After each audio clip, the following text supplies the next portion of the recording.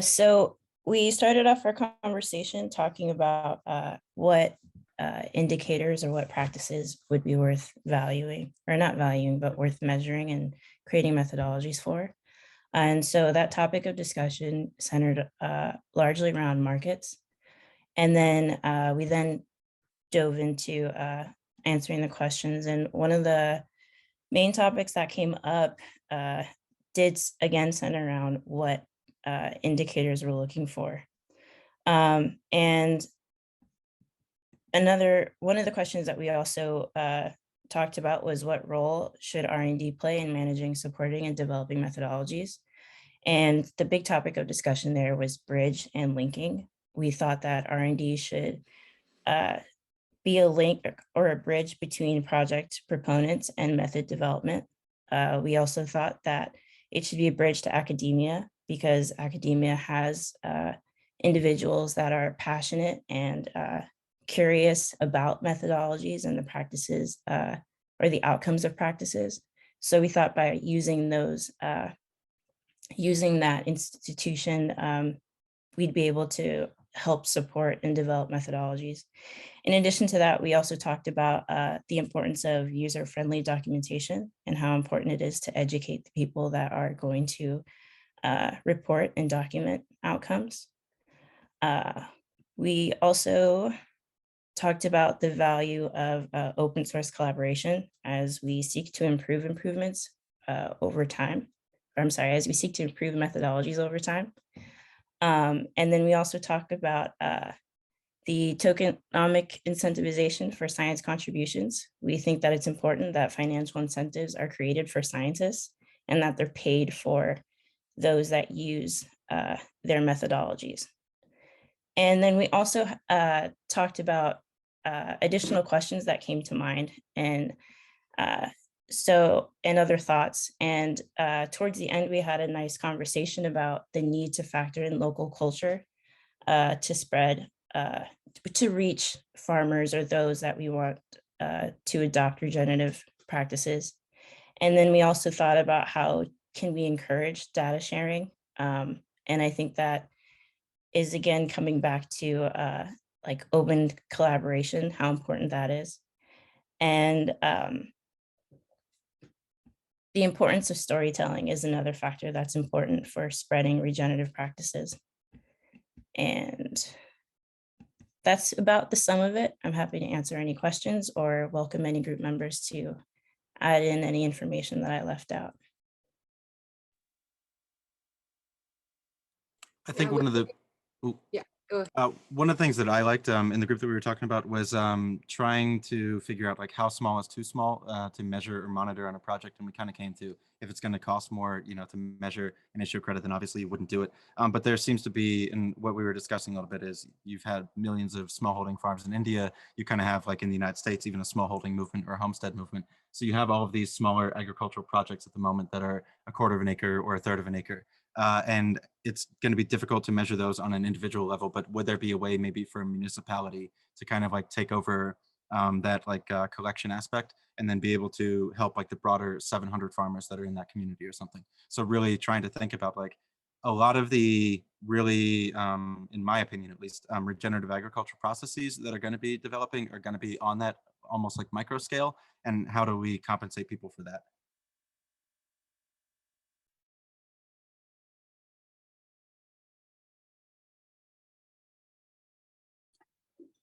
Any more comments or feedback for that group or within that group? All right, let's go to the next methodologies group then. Group 4. Hey, so yeah, we had a great conversation. So starting with how can we value non-credit based methodologies, that was kind of interpreted as crypto as a tool to shift to a new value. So to be kind of more, can it be crypto, but also be a stepping stone to another value-based system? think the one that we circled around a lot was the question about how can we support Indigenous values. So that kind of ties into this. So opposed to monetary value and looking at the intrinsic value of something that creates well-being, happiness, just a feeling of love, shared love. And a lot of that is through storytelling and the importance of storytelling and thinking about ways to tell stories, different mediums, art, music, different languages. So keeping that in mind as the stories connect to people in different ways, or people have different access to telling stories in different ways. It sort of bridges also into this concern over monetization of the ecosystem. So does monetization take away from the intrinsic value? Does it just add another value?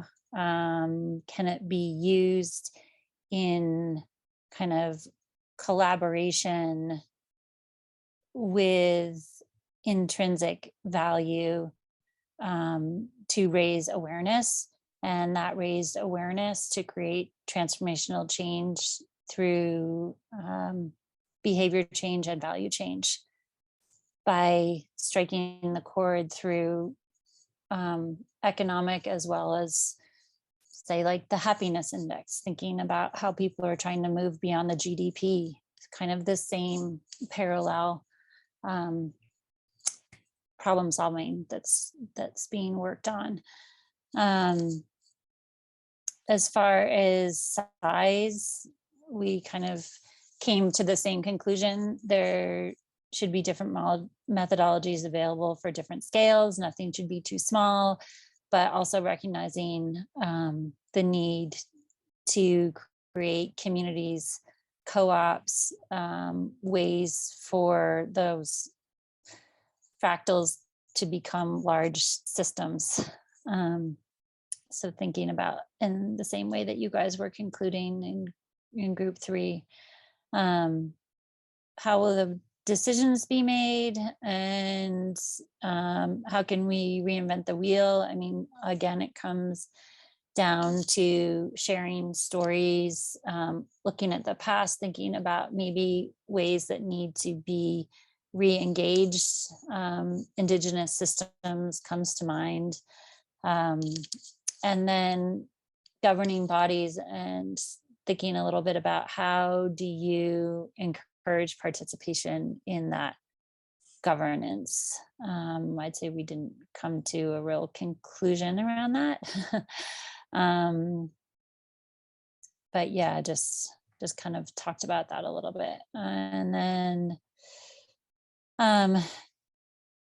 as far as improving methodologies over time, that's through feedback loops, through getting more people involved, learning by doing, and continually adjusting a system. And then we added an idea of landscape certification integrated credit schemes. So looking at if you want to, I can elaborate on that. Yeah, this was an idea that Frederick brought to us, so take it away. Okay, thank you. So we were talking that carbon credits are often too one-sided, and if there is a too large of a monetary focus on carbon credits, it can actually do more harm than have a positive impact. So I was thinking that a landscape certification or more integrated credit schemes could actually take more factors into account. And I think it would be valuable to create a conceptual framework on that. So actually there have been on a scientific level, they calculated what the planetary boundaries are, not only for carbon, but also for biodiversity, phosphorus cycles. So like they created planetary boundaries for all these different cycles. And some new research enables us to downscale these planetary boundaries to bioregions. And then you can have specific bioregional targets, not only for carbon, but also for water flows and how much phosphorus that is used in agriculture, and all these different indicators that can give a more integrated view on how a landscape is developing.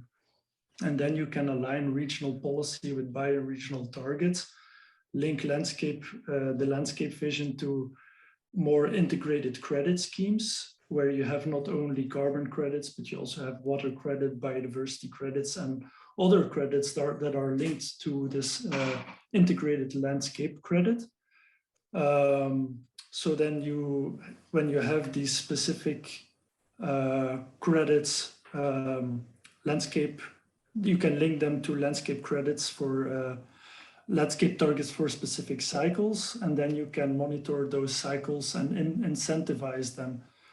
And like, for example, when you want to integrate the landscape composition into a landscape credit, you can look at the the ecosystem surface or amount, and how they are connected.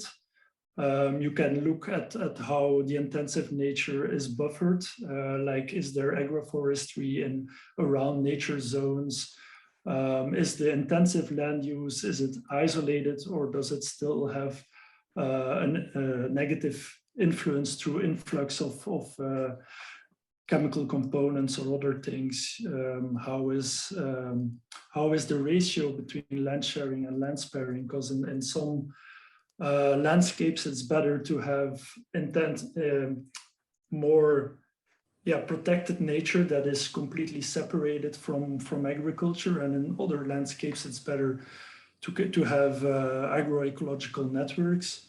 So like, is it possible to measure this and optimize this and integrate this in a credit? Is it possible to integrate cultural value like biking paths or like really old trees? Is it possible to integrate this in a landscape credit? And how can we link all these different cycles to different landscape cooperatives? Like, can we have a cooperative that is managing bioflows between farmers? Can we have a cooperative that manages more species and like protect endangered species, or create ecological zones around rivers? So like, from these different cycles and indicators, is it possible to create cooperatives around that with different credit schemes and like link it all together? Yeah, and I think the one thing that Fabio said that sort of resonated with that and with all of us was acting out of love, not fear, and decoupling from money systems and looking at these other systems. So some nice parting thoughts. All right, cool. Thank you. So why don't we move to legitimacy, and we'll do the group one there, legitimacy. Oh, that's me. Sorry. Cool. Yeah, so we had a really rich discussion, I thought.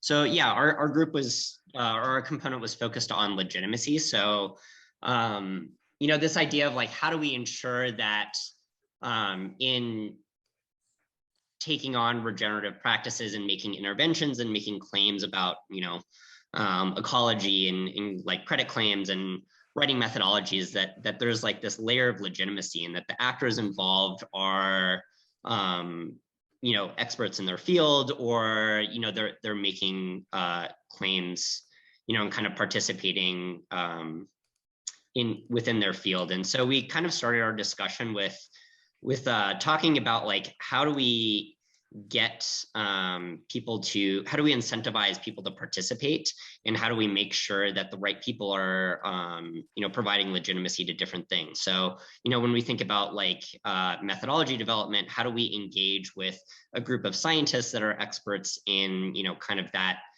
realm, peer reviewing methodologies or contributing to methodology development.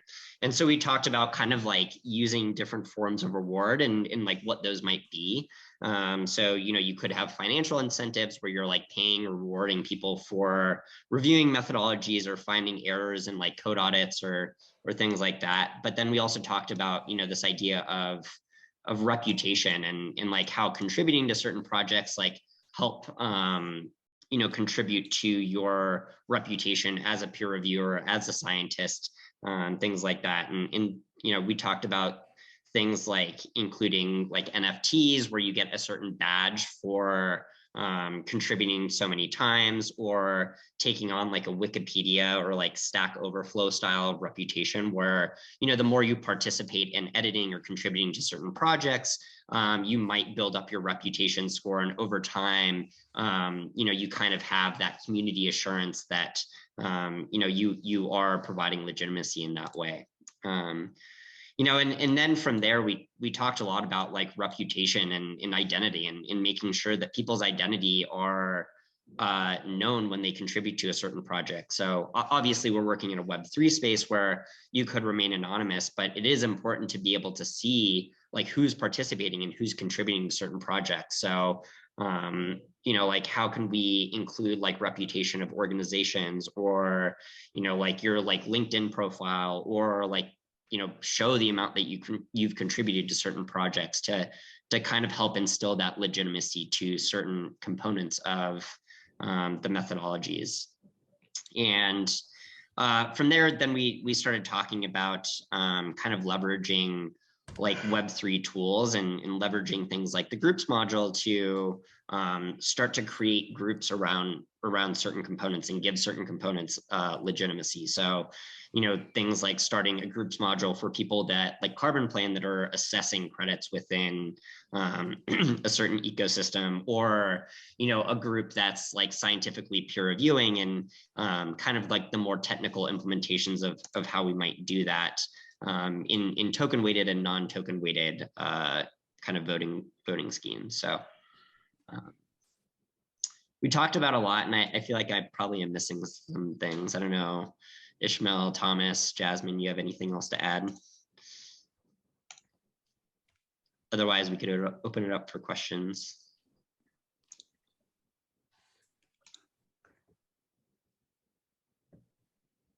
I have a question, Sam. Yeah, shoot. What do you think are the like pulling versus pushing factors for effectively scientists who are engaging in this next generation, like truth? Mm-hmm. What do you see as like, yeah, people are already inspired to do that, and they actually don't even need to feel like they need to get compensated for it. They would just do it if it were available, versus there's folks out there, oh, if only there was this thing out there that would pay me or reward me in this way to improve these things. Yeah, we actually did talk about that, and we talked about it more in like kind of the pushing context of like, how do we ensure that people contributing to a project aren't doing it for the financial incentive? Like for instance, if a methodology is up for peer review and the person reviewing it would benefit from that methodology being peer reviewed and starting to generate credits, like maybe they're getting royalties on the credits that are sold, or they have like a stake in the projects that would be produced from that methodology. Like, how do we ensure that that's not like kind of a misincentive to contribute? And we talked about things like not including royalties, or again, like going to like the reputation where people could vet your reputation, or like early on in contributing to certain projects, like maybe your reputation score is low and like the reviews you give are more audited, but then kind of over time, in the same way that Wikipedia does it, like you could like have that legitimacy associated with your profile or organization or whoever. Yeah, but then for the polling aspect, we talked about like exploring things like NFTs and badges and just like kind of like making it like gamifying it and making it fun to contribute for those that are just like excited to start to dig in. And we also talked about like the importance of working in public and how working in public really adds to the legitimacy component.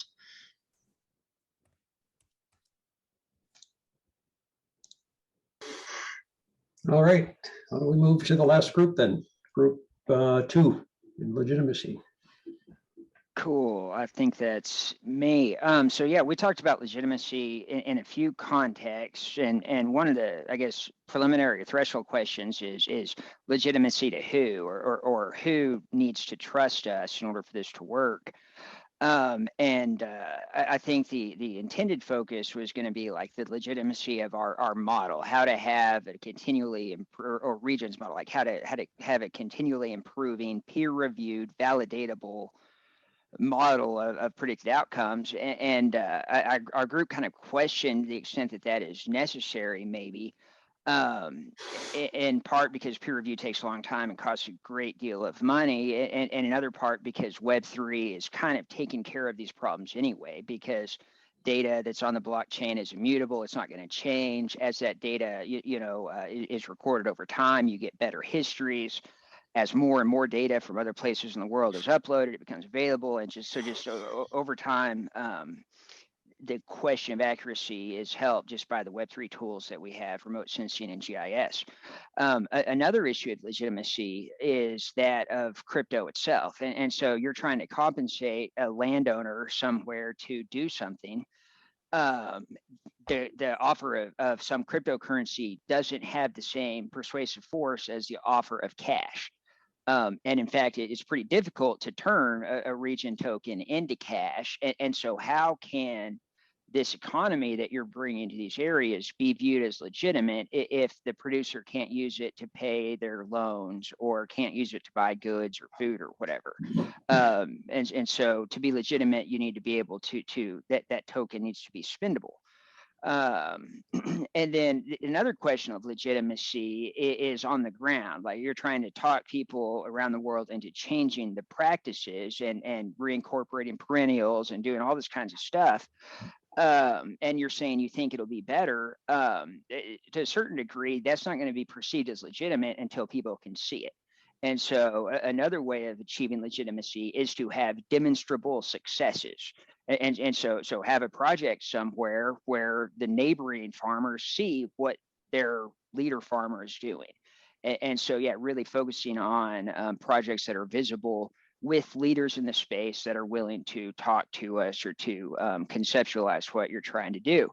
And how can we improve legitimacy? We can do that by dealing with like university professors. In fact, I think we should. By engaging with agents, with respective members of traditional agriculture community, again, willing to speak with us. And then the USDA and the NRCS and the FSA and these other governmental agencies that really allocate a great deal of the money that goes to agriculture. I very much warn all of us against alienating those agencies like the USDA, because if they're friendly to us, they can cause change to happen immediately. If they are our enemies, that's just yet another hurdle to overcome. When the at least in my part of the world, the general rural area is skeptical already. Yeah, and we talked about NFTs a lot as a tool that can, I guess, bypass questions of legitimacy, because yeah, anyway, that it?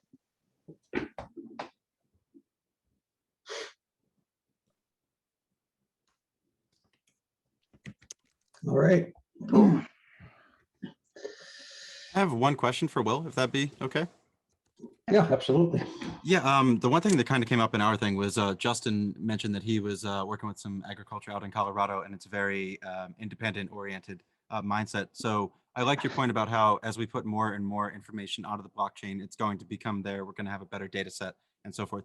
my main question would be, how do we alleviate those rural farmers' concerns or farmers' concerns in general who don't want to have data monitoring and data tracking devices either installed around their farms or on their properties or so forth? I'm not trying to ask like a gotcha question, but just like, to try to think through how can we actually speak to this concern of theirs? That's a big problem in my part of the world too. I mean, first just access, and then the second, the data collection. Paying them is the only way, and yeah, and then there's also a subversive element, and that is get the rights in a contract without explicitly saying, hey, we're going to send scientists out there. I mean, you don't want to, I don't know, that's a really tricky problem.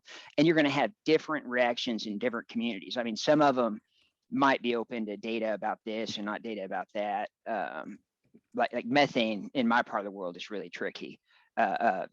Landowners are very much opposed to having atmospheric sensors placed around these feed yards and these dairies and all this other shit because they know it's going to be bad for the industry. That's a challenge, but we need the data.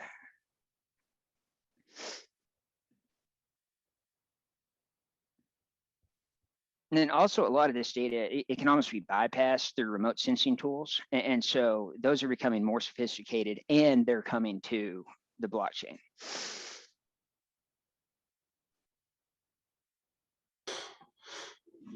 All right, another good round. So we've got one more set for tomorrow, and that'll be data collection and storage will be one group. The other group will be verification. And then we'll be thinking about what to do after tomorrow. So again, if you can make it tomorrow, great. If not, make sure you leave your name and email address in the chat. And we look forward to continuing the discussions tomorrow. Thanks for everybody for joining. Thank you. Thanks, everybody. Thank you. Guys. See you tomorrow. Thank you.